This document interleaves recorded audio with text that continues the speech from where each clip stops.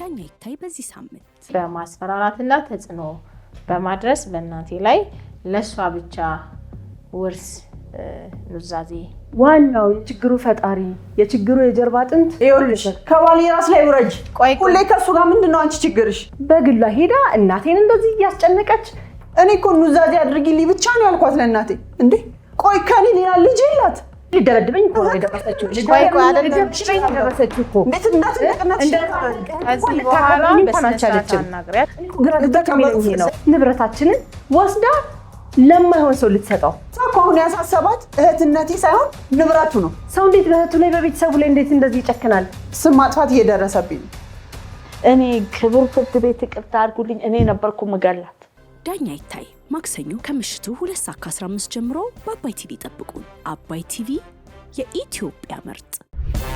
እኔ ይታይ ጣሴ ሲሆን በሙያዬም ዳኛ ነኝ። ስለ ክሱ ማስረዳት ነው እንጂ ጭቅጭቅ አረጋችሁ። ክቡር ፍርድ ቤት ላውራ። ጫማው ያንቺ ነው ያንቺ አይደለም። ጫማው ጩኸት አረጋችሁት።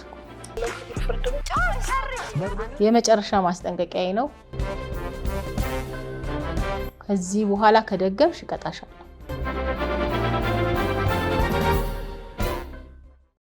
ሰላም ውድ ተመልካቾቻችን እንደምን ከረማችሁ? ሳምንታችሁ እንዴት ነበረ? በባለፈው ሳምንት የነበረውን የችሎት ውሎ እንዴት ተመለከታችሁት?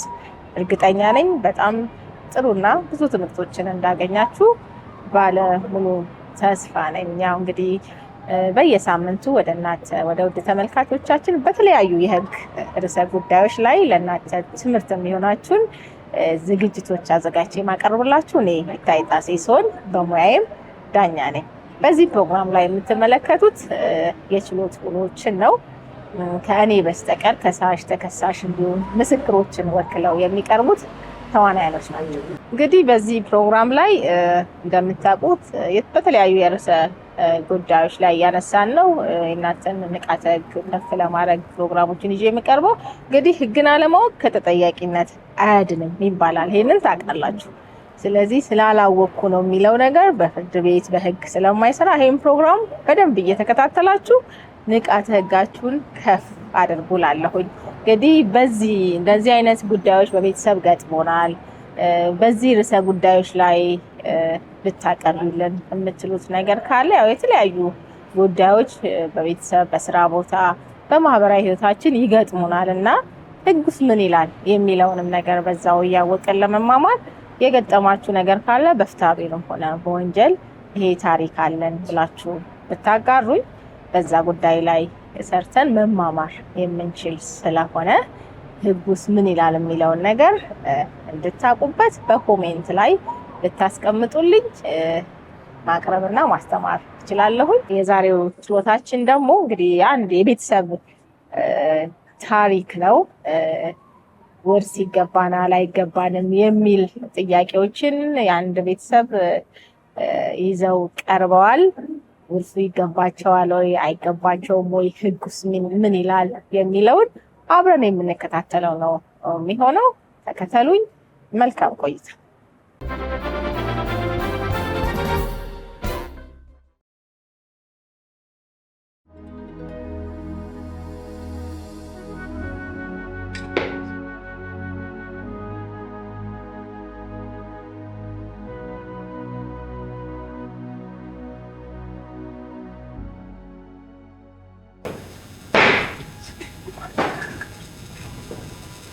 እንደምን ዋላችሁ። ችሎቱ በዳኛ ይታይ የዕለቱን ስራ ጀምሯል።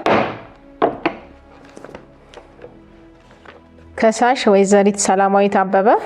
አቤት። ተከሳሽ ወይዘሪት ብዙአየሁ አበበና አቶ አሸብር ከልካይ ቀርባችኋል። ያው እንግዲህ ከሳሽ በክሳቸው ላይ እንደገለጹት ከተከሳሾች ጋር ቤተ ዘመድ መሆናቸውን ገልጸው ተከሳሽ እህቴ ናት፣ እናታችን በህይወት እያለች በህመሟ ምክንያት አልጠይቃትም፣ ነገር ግን ለትሞት አካባቢ በማስፈራራትና ተጽዕኖ በማድረስ በእናቴ ላይ ለሷ ብቻ ውርስ ኑዛዜ እንድትናዘዝ በማድረግ ብቻዋን የወራሽነት ማረጋገጫ ይዛ እየተንቀሳቀሰች ስለሆነ ኑዛዜውም ውድቅ እንዲሆንልኝ የሚል ክስ ነው ይዘው የቀረቡት። እስኪ ምን ነበረ አስረጅኝ የነበረውን ነገር። ክቡር ፍርድ ቤት። አቤት። ማናገር የምፈልገው ነገር አለኝ። ምንድነው? እኔ እዚህ ቤተሰብ ውስጥ ለምን እንደተጠራሁትም አላውቅም። እኔ ተከሳሽ ለምን እንደሆንኩም ሊገባኝ አልቻለም። በእነሱ ቤት እኔ ምን አግብቶኝ? ምንድነው? ተከሳሽ አቶ አሸብር ነው አይደል? አዎ። አቶ አሸብር ምን ወንድም ነው ምንድነው? ክቡር ፍርድ ተከሳሽ ናቸው እዚህ ጋር። ክቡር ፍርድ ቤት አመሰግናለሁ ድሉ ስለተሰጠኝ። ዋናው የችግሩ ፈጣሪ የችግሩ የጀርባ አጥንት እሱ ነው። እህቴ ድሮ በጣም ስርዓት ያላት እኔ በልጣታለሁ፣ ታላቅ እህቷ ነኝ፣ አሳድጋታለሁ። እንደ እናት ሆኜ ነው ያሳደግኳት። አሁን ግን እሱን ካገባች በኋላ ነው ጸባይ የተቀየረው። ስለዚህ እየጨቀጨቀ አንዴ ራይድ ግዢ፣ መኪና ግዢልኝ ለራይድ የሚሆን አንዴ ሱቅ ነገር ክፈችልኝ እያለ ጨቅጭቆ ሀሳቧን ያስቀየራትና እናቴን እያስጨነቁ አንድ ላይ ቤት ድረስ እየሄዱ ይሄንን ነገር እንድትወስን ያደረጋት ዋና የጀርባ አጥንት እሱ ስለሆነ ነው አብሬ የከሰስኩት። ይኸውልሽ ከባሌ ራስ ላይ ውረጅ። ሁሌ ከእሱ ጋር ምንድን ነው አንቺ ችግርሽ? የተከበሩ ፍርድ ቤት አይ በአግባቡ ነው ማስረዳት ያለብን። ባለቤትሽ ነው? አዎ ባለቤቴ ነው። እንደዚሁ እኮ በቃ በጥላቻ ምክንያት ነው በቃ ጥምድ ስላደረጉት ብቻ ነው እንጂ እኮ እሱ ምንም የሚያውቀው የሚመለከተው ነገርም የለውም። አሁን ኑዛዜው ላይ የእሱ ስም አለ? በፍጹም የለም። እውነት ነው ስሙ ያለው የእህቴ ብቻ ነው። ነገር ግን ዋናው ተዋናይ እሳቸው ለመከሰስ ክቡር ፍርድ ቤት ዋናው ተዋናይ እህቴን በዚህ ልክ ጸባይዋ እንዲቀየር ያደረገው ጨካኝ። የሚገርምሽ እኮ በደህናዋ ጊዜ እናቴን ዞር ብላ አይታት አታውቅም። ለእናቴ ሁሌ ካጠገቧ የነበርኩት እኔ ነበርኩ። እኔ እኮ በሰላም ደስ ብሏት እኮ ብትሰጣት ደስ ይለኛል። እህቴ ናት፣ የምወዳት እህቴ። ነገር ግን ዋናው ጨቅጫቂ ሱሰኛ ስለሆነ እሱ የሚያስበው ሁሌ ስለ ሱሱ ብቻ ነው። ያንን ለማስኬድ እና ለማስጨረስ እህቴን በፍቅር በሚመስል መልኩ ይዞ እናቴ ላይ ክፉ እንድትሆን ጨካኝ እንድትሆን አንዴ አረብ ሀገር ሄድልሻለሁ ካልሰጠሽኝ አንዴ መርዝ ጠጣልሻለሁ በእያለ ያሰራት ዋናው እሱ ነው። ለዚህ ነው የከሰስኩት እንጂ እውነት ነው ስሙ የለም። ኧረ በሕግ አምላክ ክቡር ፍርድ ቤት ስሜን እያጠፋችን እኮ ነው በየአደባባዩ። ቆይ አሁን ስነ ስርዓት ያዙ። ስለዚህ እኔ አይመለከተኝም፣ በዚህ ላይ ምንም መብትም ጥቅምም የለኝም፣ ሊከሰስ አይገባም እያልክ ነው አይደለ? ጥሩ እንግዲህ ያው ከክሱ ላይ ገብቶ መከሰስ ነበረበት አልነበረበትም የሚለውን ነገር ለማየት በክሱ ሲቀጥል አይቀጥል የሚለውን ነገር አይቼ ተገቢውን እሰጣለሁ። እስከዛው አረፋረፋለሁ።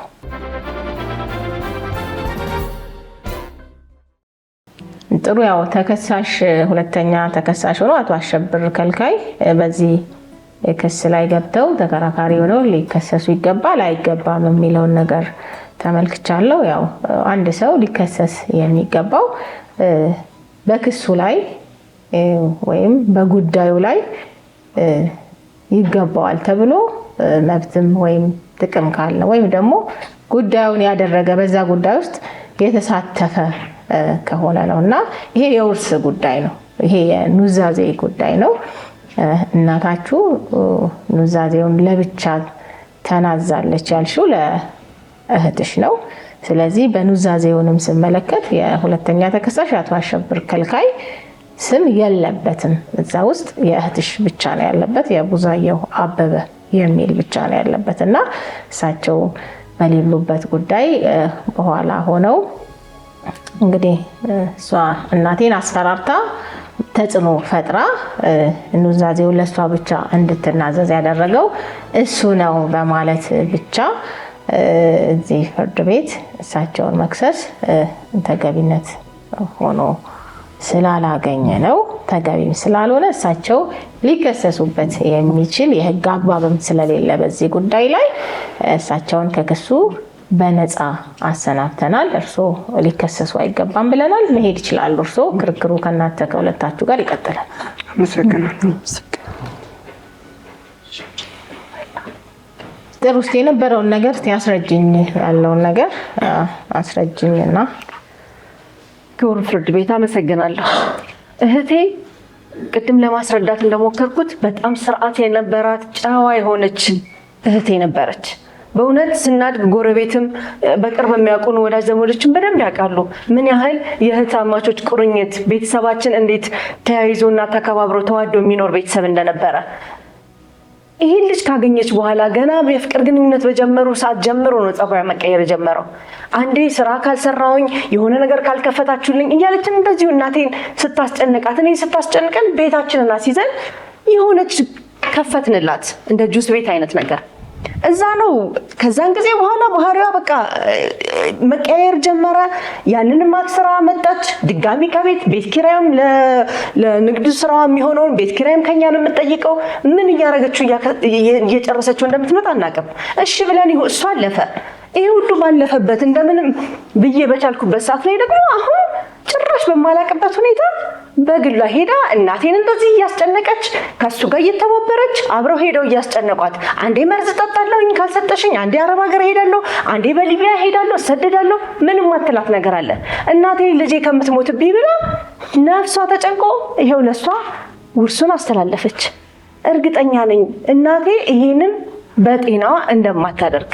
ለዚህም ደግሞ ምስክሮች አሉኝ ይዤ ቀርቤያለሁ ክቡር ፍርድ ቤት። የተከበሩ ፍርድ ቤት ሁሉም ነገር ውሸት ነው። እኔ እኮ ኑዛዜ አድርጊልኝ ብቻ ነው ያልኳት ለእናቴ። እንዴ ቆይ ከኔ ሌላ ልጅ የላት? እኔና አንቺ ብቻ ነን ያለናት። ምን አለበት ለኔ ኑዛዜ ብታደርግ? እንኳን ለዚህ ለማይረባ ቤት ሰው ሌላ ነገር ቢኖር ምን ልታረጊ ነበር? ግን አንቺ እንዴት ወደዚህ ለኔ ዞረሽ አስረጅኝ። ማስረዳት ያለብሽ ለኔ ነው ወደሱ አይደለም። ጉዳዩ በጣም ስለገረመኝ ነው። እንዴ እኔ ልጅ አይደለሁም እንዴ? ተከበሩ ፍርድ ቤት ኑዛዜ አድርጊልኝ ብዬ መጠየቅ ተገቢ አይደለም? ለብቻሽ ነው ኑዛዜ እንዲደረግልሽ የጠየቅሽው? ለብቻዬ ኑዛዜ እንዲደረግልኝ ሳይሆን ለሷ የሚደረገው ነገር ለኔ እንዲደረግልኝ ጠይቄያለሁ። የተለየ ነገር አልጠየኩም። ምንም ያደረኩት ነገር የለም። ከባሌ ራስ ላይ ውረጂ። ክቡር ፍርድ ቤት እርስዎም እኮ ወሰኑ አይደለም? ግራ ቀኙን አይተው ወሰኑ። በቃ ተባልሽ እኮ አይበቃሽም? ይሄን ለኔ አስረጅኝ ክቡር ፍርድ ቤት። ይኸውልሽ ቀጥ ብላ እንኳን አይታኝ የማታውቀው እህቴ በዚህ ልክ እንግዲህ ልደበድበኝ እኮ ነው የደረሰችው። እንዴት እንደተነቀናች እንደታላቅ እህት እንኳን ልታከብረኝ እንኳን አልቻለችም። አናግሪያት፣ በስነ ስርዓት ተነጋገሩ። እሺ ሐሰት እኮ ነው የምታወራው። በቃ ሐሰትም ይሁን እውነት አግባብ ባለው ነገር አስረጂ፣ እንዳትጫጫው ከዚህ በኋላ። ክቡር ፍርድ ቤት እንዴት ሰው በቤተሰቡ ላይ በአንድ እህቱ ላይ በእናቱ ላይ በዚህ ልክ አንድ ትናንት ባወቀችው ወጠጤ እንዴት ትቀይረናለች? እኔ እኮ ግራ ገብቶኝ ነው። ስነ ስርዓት ያዝ። ጣልቃ እንዳትገቢ፣ እንዳታቋርጫት። ባሌን እኮ የተሳደበች ነው። በቃ ባልሽን ምላሽ ትሰጫለሽ። አሁን የባልሽ ክርክር ነው እንዴ? እኔ በጣም ለጉዳዩ ስለ ኑዛዜው እንዴት ተሰጠ እንዴት አልተሰጠ የሚለው ላይ ብቻ አተኩረሽ ምላሽ። ሰው ማሳደብስ ክቡር ፍርድ ቤት ወጠጤ እያልሽ ባሌን የተሳደበች ነው። በቃ አሁን ስነ ስርዓት ያዥና ምላሽን ትሰጫለሽ። እንዳታቋርጫት ከዚህ በኋላ። እሺ አመሰግናለሁ ክቡር ፍርድ ቤት። እውነት ነው አግባብ አይደለም ስድብ መሳደብ ፍርድ ቤት፣ ግን እንደው በቃ ከአቅሜ በላይ ስለሆነ ነው። አንደኛ እህቴንም ቤቱንም ነው እያጣሁ ያለሁት። የኔና የሷም ግንኙነት አሁን እንደዚህ በዚህ ልክ እየሻከረ ነው። እንዳልኩት ቀጥ ብላ አይታኝ የማታውቅ የምትታዘዘኝ የምትወደኝ እህቴ ነች። በዚህ ልክ ጠምዝዞ እንደዚህ አይነት ልጅ እንድትሆን ያደረጋት እኔ ምን እንደነካት አላውቅም፣ ምን እንዳስነካት አላውቅም። ጭራሽ ንብረቱ መወሰዱ ሳይቀር እሷም በዚህ ልክ ከኔ ርቃ ከኔ ሸሽታ አይቻት አላውቅም። ይኸው ከስንት ጊዜ በኋላ ነው ያየኋት። መጠየቁ ምንም ቀርቶ ጭራሽ ደግሞ ንብረታችንን ወስዳ ለማይሆን ሰው ልትሰጠው። ይሄ ነገር ነው እኔ በጣም እያሳሰበኝ ያለው። ስለዚህ ታይቶልኝ ፍርድ ይሰጠኝ። ሌላ መሄድበት ምንም የማደርገውም ነገር የለኝም። አሁን ክቡር ፍርድ ቤት የመጣሁት የወራሽነት ማረጋገጫው እንዲሰረዝልኝ ነው። ምክንያቱም በማጭበርበር እንዲሁም በኃይል እናቴን በማስጨነቅ የተወሰነ እኔ እኮ የሚገርመኝ ነገር ይሄን ሁሉ ለማስወሰን እኮ ስንት ስትዞር ብቻዋን ምንም ነገር እኔ ሳልሰማ ቢያንስ አስፈቅዳኝ እንኳን ቢሆን እኮ እሺ ብታማክረኝ ጥሩ። ስለዚህ ይሄንንም የሚያውቁ ምስክሮች ይዤ እመጣለሁኝ። ክቡር ፍርድ ቤት ይሄ ውሳኔ እንዲሰረዝልኝ ብቻ ነው የምፈልገው። አሁን በዚህ የቆምኩት ለዚህ ነው። ክቡር ፍርድ ቤት የወራሽነት ኑዛዜውም ሰርቲፊኬቱም ይሰረዝልኝ። እኔ አሁን እዚህ የመጣሁት ለዚህ ብቻ ነው። እህትነቱን ካጣሁኝ ቢያንስ ለምን ንብረት ይልጣ? እኔም ስንት ለፍቼ ኢንቨስት አድርጌበታለሁ እዚህ ቤት ላይ። የሚገርሙት ክቡር ፍርድ ቤት በኖረችበት ዘመን ሁሉ ከኔም ከእናቴም ነው። ይሄ ቤተሰባዊ ግዴታችን ነው፣ አልጸጸትበትም። ስንት ነገር እየወሰደች የኖረችው ይሄን ሰውዬ ካገኘች በኋላ ሙሉ ለሙሉ ነው ባህሪ የተቀየረው። እህቴንም አጥቼ ንብረቴንም አጥቼ አልችልም። ስለዚህ እባክዎትን ይሄ እንዲደረግልኝ ነው የመጣሁት። እንግዲህ በኃይል የተደረገ በማስፈራራት በጫና ነው ይሄ እናቴ ኑዛዜውን ለእሷ ብቻ እንድትናዘዝ ያደረገችው ብለዋልና ምን ትያለሽ? ክቡር ፍርድ ቤት በወጣ በገባ ቁጥር እናቴን አንቺ ነሽ ልትገያት ነው እያለች ሁልጊዜ ጨቀጭቀኛለች። እኔ ምንም እየገባ እሷ እኮ አሁን ያሳሰባት እህትነቴ ሳይሆን ንብረቱ ነው። የታወቀ እኮ ነው። ለምን ተቀደምኩ ነው አይደለም እንደዚህ የሚያደርግሽ? ለኔ አስረጅ እንደዚህ የሚያደርጋት ይሄ እኮ ነው። ንብረት ለምን ተቀደምኩ ነው። ቢሆንስ ተናዘሽልኝ እኮ ነው ያልኩት። ሌላ ነገር የተናገርኩት ነገር የለም። ሰው ከእናቱ ጋር ማውራት አይችልም እንዴ? የቱ ጋር ነው የኔ ጥፋት? ለምንድነው ለአንቺ ብቻ እንዲናዘዙልሽ የጠየቅሽው? እሷ እህትሽ ናት አይደለም እንዴ? እሷ ብዙ ነገሮች ሲደረጉላት ነው የኖሩት። ብዙ ጥቅማ ጥቅም ከእናቴ እያገኘች ነው የኖረችው። እኔ ምንም አግኝቼ አላውቅም። ሱቅ ከፈትኩላት እንትን ከፈትኩላት የምትለው እንዳለ ሐሰት ነው ጭራሽ። ክቡር ፍርድ ቤት ይሄንን በሙሉ የሚያውቁ የቅርብ ሰዎቻችን ምስክር አሉ። እነሱን ይዤ መቅረብ እችላለሁ። ጭራሽ በዚህ ልክ ውሸት አሞነሻል። አንቺ ነሽ እንጂ አየሁሽ። ቆይ ጎን ለጎን አትነጋገሪ ያልኩሽ። ከዚህ በኋላ አላስጠነቅቅሽ፣ እቀጣሻለሁ። ከአንቺ የተለየ ነገር ምን ተደርጎላታል በእናትሽ? ብዙ ነገሮች ተደርጎል። በየጊዜው የምትቀበላቸው ሳንቲሞች እኔ ሳላቅ እኔ ማላቅ ነው የሚመስላት። በየጊዜው የተለያዩ ሳንቲሞች፣ ገንዘቦች ትቀበላለች እና እኔ አይገባኝም። የእናትነቴ ግዴታ አይደለም እሷ ለእኔ መስጠት? ለእኔ ብታወርሰኝ ኑዛዜ ብትናዘዝልኝ ለእኔ ምንድን ነው ችግሩ? ለአንቺ ብቻ እንዴ? እኔ እኮ እንደ ታናሽነቴ ብዙ ነገሮች ይገቡኛል። እሷ ደግሞ የራሷ የሆነ መተዳደሪያ አላት። አንድ መረዳት ያለብሽ ነገር ምን መሰለሽ፣ አንድ ሰው በቤተሰብ ውስጥ ሁሉም ቤተሰብ 5ም ሊሆን ይችላል፣ 2ም ሊሆን ይችላል፣ 3ም ሊሆን ይችላል። ቁጥራቸው የተለያዩ የቤተሰብ አባላት ሊኖሩ ይችላሉ። ነገር ግን አንደኛው እህቴ ወይም አንደኛው ወንድሜ የተሻለ ገቢ ስላለው እናቴ የእናቴ ንብረት አይመለከተውም ለኔ ብቻ ነው ሊል አይገባም። በውርስ ሕጋችን ላይ የተቀመጡ ነገሮች አሉ። አንድ ሰው ወራሽ ለመሆን የሚያበቁትን ነገሮች ካሟላ እንዴት ይወርሳል የሚሉትን ነገሮች በሕጉ ተቀምጧል። ታላቅ ስለሆንሽ፣ ታናሽ ስለሆንሽ፣ ብዙ ገቢ ስላለሽ ስለሌለሽ አይደለም። እነሱ ብዙ ገቢ ስላላት ለኔ እናቴ ቤቱን ለብቻዬ ትናዘዝልኝ ብሎ ማሰብ የተሳሳተ ሀሳብ ነው። ሕጉም ይሄንን አይፈቅድም። አንድ ሰው የቤተሰቦችን ውርስ እንዴት አድርጎ ይከፋፈላል? በምን አግባብ ነው? ኑዛዜስ የተካሄደው እንዴት ነው? ኑዛዜውስ በሕግ አግባብ ነው አይደለም የሚለውን ነው ማየት ያለብን እንጂ አይ እሷ ገቢ ስላላት የተሻለ ኑሮ ስላላት አይመለከታትም ለኔ ለብቻ ይታርግልኝ ማለት አይቻልም። ግንዛቤ እንድትወስድ ብዬ ነው።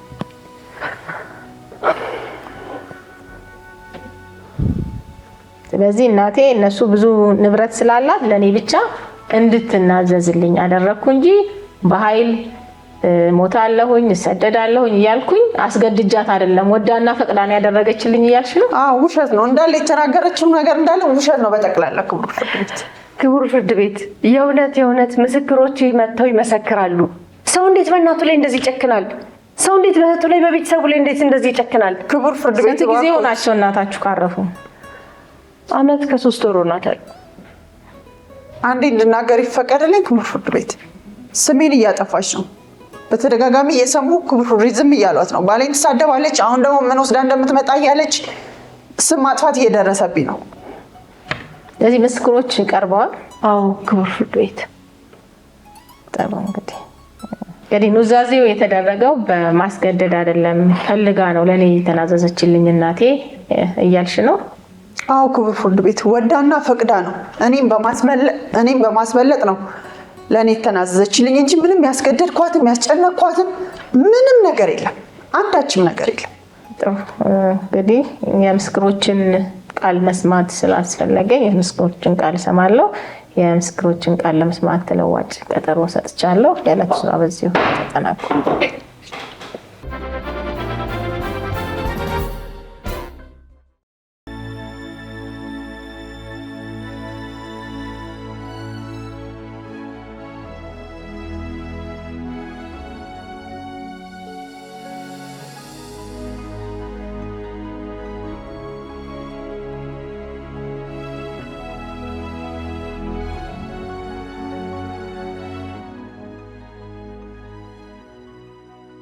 እንደምን ዋላችሁ። ችሎቱ በዳኛ ይታይ ዕለቱን ስራ ጀምሯል። ከሳሽ ሰላማዊት አበበ። አቤት። ተከሳሽ ብዙአየሁ አበበ። ያው መዝገቡ ለዛሬ የተቀጠረው የምስክሮችን ቃል ለመስማት ነው። ምስክሮች ተሟልተው ቀርበዋል? ያው ተሟልተዋል። እሺ፣ አንደኛ ምስክር ይግቡ።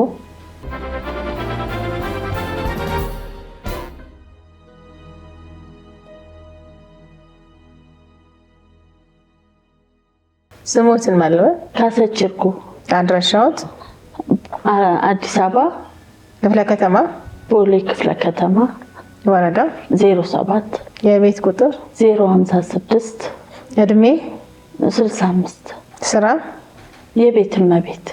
ተከሳሽ ወይ ከተከሳሽ ጋር ጸብ ዝምድና አሉት? አዎ ዝምድና አለኝ። የምን ዝምድና? ሁለቱም የጓደኛዬ የምወዳት ጓደኛዬ ልጆች ናቸው። የስጋ ዝምድና የላችሁም? የለንም። ጥሩ። ዛሬ እዚህ ፍርድ ቤት ለምን እንደመጡ ያውቃሉ? አዎ። እስቲ የመጡበትን ጉዳይ ያስረዱኝ። እሷ ልጄ ምስክርነት ፈልጌሻለሁ ብላኝ ነው፣ የምታውቂውን ነገር እውነቱን ንገሪልን ብላኝ ነው የመጣሁት። እስቲ ለምስክርነት የመጡበትን ጉዳይ እውነቱን ያስረዱን። እንግዲህ ያው ሁለቱም በእጄ የተወለዱ ሁለቱም ልጆቼ ናቸው። ዝምድና አለኝ ያልኩት በሱ ምክንያት ነው። ጓደኛዬ ሁለቱ ልጆች ስታሳድግ አብረን ነው ያሳደግነው። በእኔ እጅ ነው ያደጉት ማለት እችላለሁ። እና ሁለተኛ እናት ብለው ነበር የሚጠሩኝ። እንግዲህ አሁን በተፈጠረው ነገር ባዝንም በጣም በጣም ደስ የሚል ቤተሰብ ነበረ የአሁኑ ነገር ሳይፈጠር በፊት። ምን ነበር የተፈጠረው? የተፈጠረው ጓደኛዬ ትንሽ ያማት ጤና የላትም ነበረ። ያው መታመም ስትጀምር ትንሿ ውርስ ፈለገች።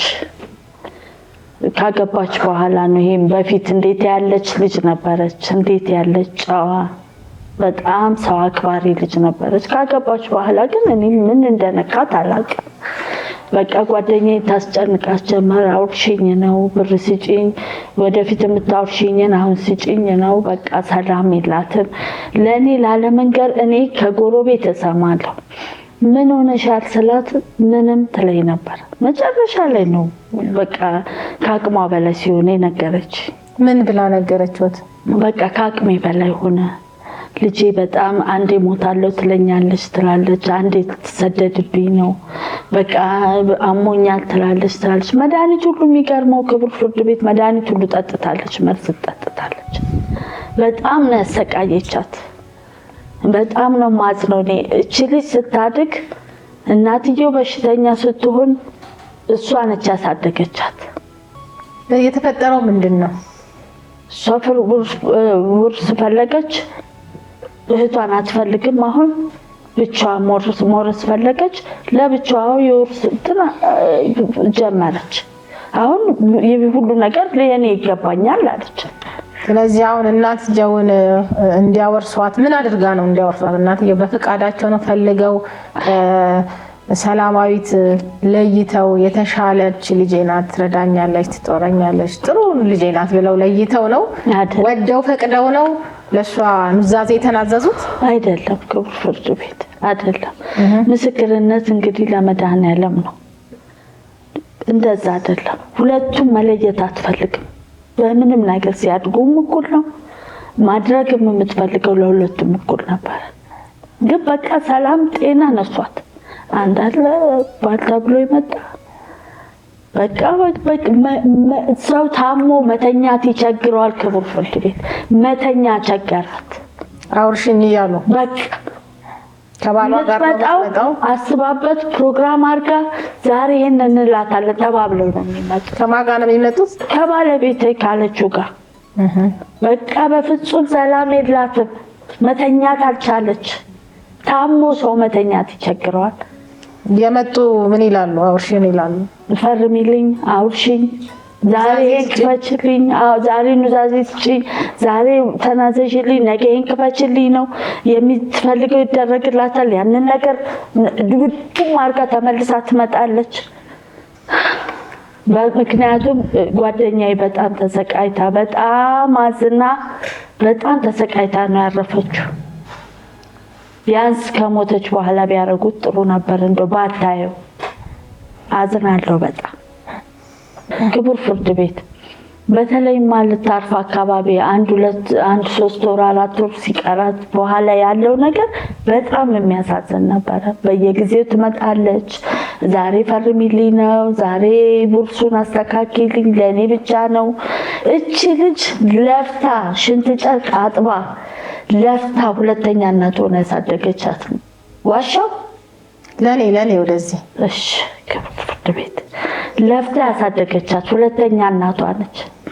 ግን እሷን እንዳትወርስ ለብቻዬ ብላ በግዴታ ነው ያስፈረመቻት።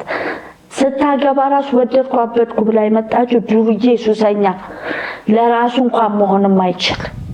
ግን በቃ ምን ይደረግ ደግሞ አንድ ነገር ትሆንብኛለች፣ ትሞትብኛለች፣ አትናገሯት በቃ ዝም በሏት ስትል አሁንም ትሞትብኛለች ብላ ነው በቃ ከምትሞት እሷን በድላ ደጓን ልጇን አስታማሚ ልጇን በድላ ለእሷ የፈረመችላት በግዳጅ ወዳ አልሰጠቻት። ያልተመሰከረለት ነገር አለ? የለም ክቡር ፍርድ ቤት። ጥያቄ ያለሽ መስከረኛ? የለኝም። ጨርሰዋል፣ መሄድ ይችላሉ። እናመሰግናለን። እሺ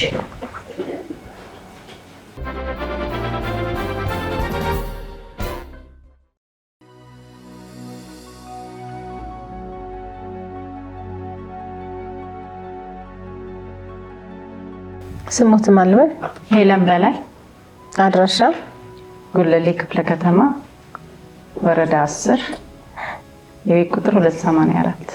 እድሜ 38። ከከሳሽ ወይ ከተከሳሽ ጋር ጸብ ዝምድና አሉት? ምንም። ዛሬ እዚህ ፍርድ ቤት ለምን እንደቀረቡ ያውቃሉ? አዎ አውቃለሁ። እስኪ እዚህ ፍርድ ቤት የቀረቡበትን ጉዳይ ያስረዱኝ፣ ለምን እንደመጡ። ረዥም ዓመት የኖርኩኝ ነኝ በተከራይ እማማ ጋር። እኔንም ልክ እንደ ልጃቸው ነው የሚያዩኝ።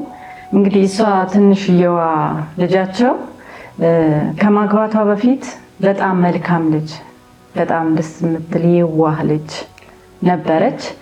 ካገባች በኋላ በጣም ጸባይዋ ሁሉ በጣም ተቀያየረ። ስለምንቀራረብም እኔም በጣም እመክራታለሁ፣ እነግራታለሁ፣ ግን ምንም ልትሰማኝ አልቻለችም። በፊት ትሰማኛለች፣ እሱን ካገባች በኋላ ግን ምንም አትሰማኝም። በቃ በየቀኑ በየጊዜው እየመጡ እማማ ጋራ ጭቅጭቅ ነው። ምንድን ነው የሚጨቃጨቁት? የሚጨቃጨቁት እንግዲህ እማማን አውርሱኝ ነው፣ ውርሱን ለኔ ብቻ ፈርሚልኝ ነው። ያው እኔ ከሳቸው ቤትም አልወጣም፣ ተከራይም ቢሆንም እንደናቴ ናቸው።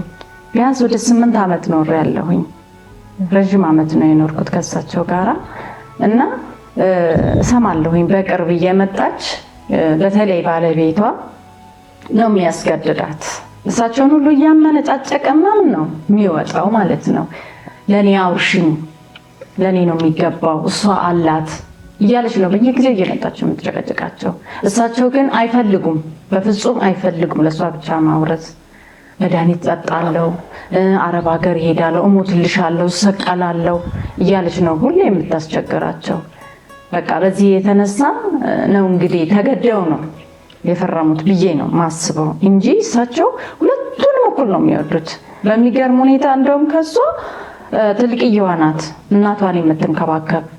ከታመሙ በኋላ ራሱ አንድ ቀን እንኳን አንድ ፔርሙዝ አጥሚት እንኳን አቀብላቸው አታውቅም። እሷ ናት ስታስታመም የነበረው፣ ጎረቤት ነው ሲያስታመም የነበረው። ይሄ ነው ክቡር ፍርድ ቤት። ኑዛዜ ለኔ ብቻ ተናዘዥልኝ እያለች እናትየውን እንደምታስገድድ እና ተጽዕኖ እንደምትፈጥር በህይወት እያሉ ላንቺ ነግረውሻል? አዎ እንዳልኩሽ፣ አዎ እማማ እንደ ልጅ ነው የሚያዩ ነገር ብያለሁኝ። ሁሌም ነው፣ አንድ ጊዜ ብቻ አይደለም፣ በተደጋጋሚ ነው። እንደውም በፊት አይናገሩም፣ እንደው ልጅ የሚነገር ነገር አይደለም ይላሉ። እንዲሁ በቃ ብቻቸውን ይብሰለሰላሉ። ምንድን ነው እማማ ብዬ ስጠይቅ እንደዚህ አለችኝ። ውርሱ ለኔ ብቻ አውርሽልኝ፣ እሷ ድርጅት አላት፣ እሷ ሀብታም ናት፣ እኔ ምንም የለኝም፣ ለኔ አውርሽኝ እያለች ነው የምትጨቀጭቀኝ። እኔ ደግሞ እምቢ ካልኩኝ ትሞትብኛለች፣ እሰቃላለሁ ትለኛለች፣ መድኃኒት እጠጣለሁ ትለኛለች። ጠጥታለች ደግሞ መድኃኒትም። አዎ እንደው ፈጣሪ በኪነ ጥበቡ በዚህ ምክንያት ነው በዚህ ውርስ ለኔ አውርሽኝ ለማለት ነው። አዎ አይሆንም ሲሏት እሳቸው ማለት ነው ተይ ልጄ እንደዚህ አይሆንም ሲሏት ለውስጥ ገብታ መድኃኒት ጠጣች። ይሄን ሁሉ የሚያደርገው ግን እሷ አይደለችም። እሷ በጣም በጣም የተባረከች ልጅ ነበረች። ይሄ ልጅ ካገባች በኋላ ነው ይጠጣል፣ ይቅማል፣ ያጨሳል፣ ሱሰኛ ነው እሱ። እንደውም እሳቸው ጁስ ቤት ሁላ ከፍተውላት ነበረ። ያ ሁሉ ከስርስር አድርጋ ነው እንደገና ደግሞ ተመልሳ ብር የምትለው። ታላቅየዋ ራሱ ትሰጣት ነበረ ብር እና በጣም በጣም በጣም እኔ እሳቸው ራሱ የሞቱት በእሷ ንዴት ነው። እኔ ወዳታለሁ፣ በጣም የምቀርባት እህቴ ናት። ግን ምንም ልትሰማኝ አልቻለችም። በእነሱ ንዴት ነው በሽታቸው ላይ ተጨምሮ እሳቸው ያረፉት። ያልተመሰከረ ነገር አለ? የለም ክቡር ፍርድ ቤት። ጥያቄ አለሽ? የለኝም። ጨርሰዋል። እናመሰግናለን። አመሰግናለሁ ክቡር ፍርድ ቤት። እንግዲህ የምስክሮችን ቃል ማዳመጫለሁ። መዝገቡ መርምሮ ውሳኔ ለመስጠት አረፍ አረፍ በሉ። እንግዲህ የውሳኔው ተሰጥቷል። ውሳኔውን አነብላችኋለሁ። ፍርድ ቤቱም የከሳሽን ክስ እንዲሁም የተከሳሽን መልስ የምስክሮቹን ቃል አግባብ ካለው ሕግ ጋር በማገናዘብ ጭብጥ ይዟል። በዚሁም የተከሳሽ ወላጅ እናት በሕይወት በነበሩበት ጊዜ ቤቱን በኑዛዜ እንዲያስተላልፉ አስገድደዋል ወይስ አላስገደዱም? አስገድደዋል ከተባለ ከውርስ ሊነቀሉ ይገባል ወይስ አይገባም የሚለውን ጭብጥ ይዟል። በፍትሐብሔር ሕግ ቁጥር 840 ሀ መሰረት የሟቹን የሰውነት ሁኔታ ምክንያት በማድረግ አውራሹ ከመሞቱ በፊት ባሉት 3 ወር ውስጥ ኑዛዜ እንዲያደርግ እንዳይለውጥ ወይም እንዳይሽር ያስገደደ ከሆነ የወራሽነት መብት እንደሚያጣ ይደነግጋል። ተከሳሽ ደግሞ ይህንን ማድረጋቸው በምስክሮች የተረጋገጠ ሲሆን ተከሳሽም ይህንን አላደረኩም ብለው አላስተባበሉም። ስለሆነም ተከሳሽ ሟች እናታቸው ከመሞታቸው ከ3 ወር በፊት ጀምሮ በማስገደድ ኑዛዜ እንዲያደርጉ አስገድደዋል። ተከሳሽ ይህንን ካደረጉ ደግሞ በሕጉ የወራሽነት መብታቸውን ያጣሉ። ስለሆነም ተከሳሽ ከወላጅ እናታቸው ለመውረስ የሚያበቃ መብታቸውን ስላጡ ወራሽ የሚሆኑበትን የሕግ አግባብ የለም በማለት ፍርድ ቤት ውሳኔ ሰጥቷል። ትዕዛዝ ተከሳሽ የወላጅ እናታቸው የወይዘሮ ብርቱካን ተፈራ ወራሽነት ያረጋገጡበት ውሳኔ በዚህ መዝገብ ተሽሯል። ግራ ቀኛችሁ ወጪና ኪሳራ ተቻቻሉ። ይግባኝ መብት ነው። መዝገቡ ተዘግቷል። ወደ መዝገብ ቤት የሚመለስ የዕለቱ ስራ በዚህ ተጠናቋል።